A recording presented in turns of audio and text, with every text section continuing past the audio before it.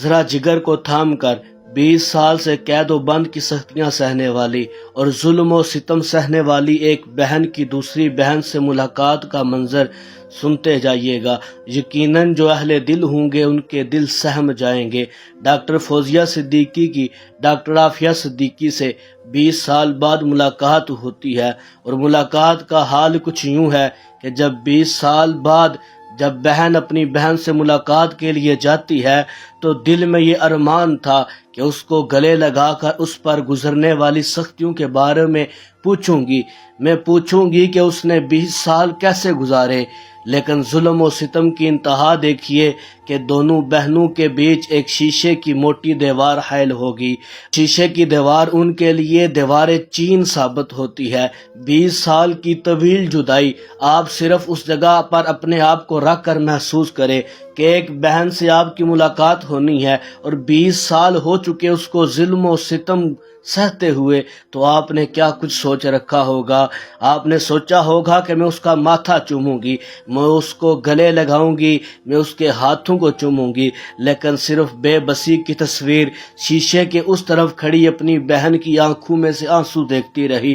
اس نے اس ملاقات میں کئی مرتبہ یہ کہا کہ اسے اس اذیت سے نکالا جائے۔ ان سزا کے درمیان ڈاکٹر عافیہ صدیقی کے سامنے والے 4 دانت بھی توڑ دیے گئے۔ اس کے ماتھے پر زخموں کے نشان تھے، سر پر چوٹیں لگنے کی وجہ سے قوت سماعت بھی کم رہ گئی ہے۔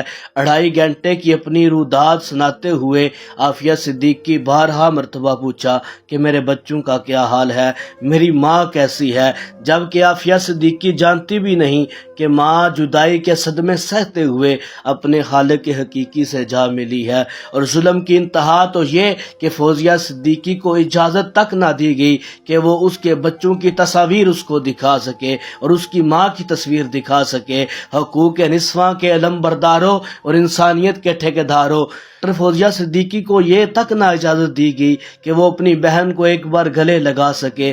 کہاں ہے وہ ہمارے سوکالڈ ارباب اختیار، وہ سرمایہ دار حکومتوں پر راج کرنے والے ظالم حکمران جن کے کانوں تک عافیہ صدیقی کی سسکیاں نہیں پہنچتی؟ صد افسوس کہ مسلمانوں میں غیرت ایمانی اب دم توڑ چکی ہے۔ اگر نہ مری ہوتی تو آج عافیہ صدیقی یوں قید و بند کی سختیاں نہ جی رہی ہوتی۔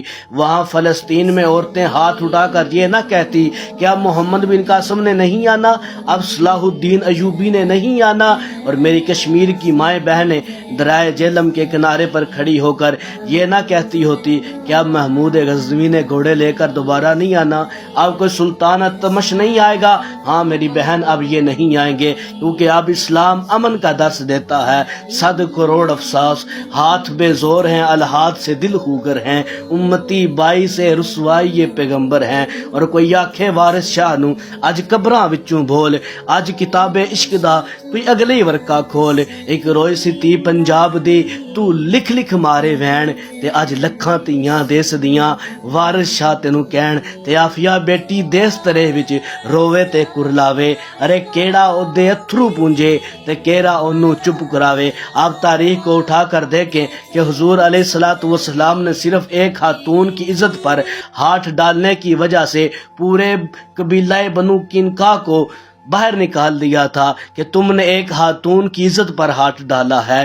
اگر جذبہ ایمانی ہو تو 313 بھی کافی ہوتے ہیں، جب بات حق کی ہو تو پھر اکانوی نہیں دیکھی جاتی۔ اب اللہ سے ہی فریاد ہے کہ یوسف علیہ السلام کو کنویں سے سلامت نکالنے والے، ابراہیم علیہ السلام کو آگ میں محفوظ رکھنے والے، اور یونس علیہ السلام کو مچھلی سے زندہ نکالنے والے اللہ، تو ہی عافیہ صدیقی کا واحد سہارا ہے، کیونکہ ہمارے ایمان ختم ہو چکے ہیں۔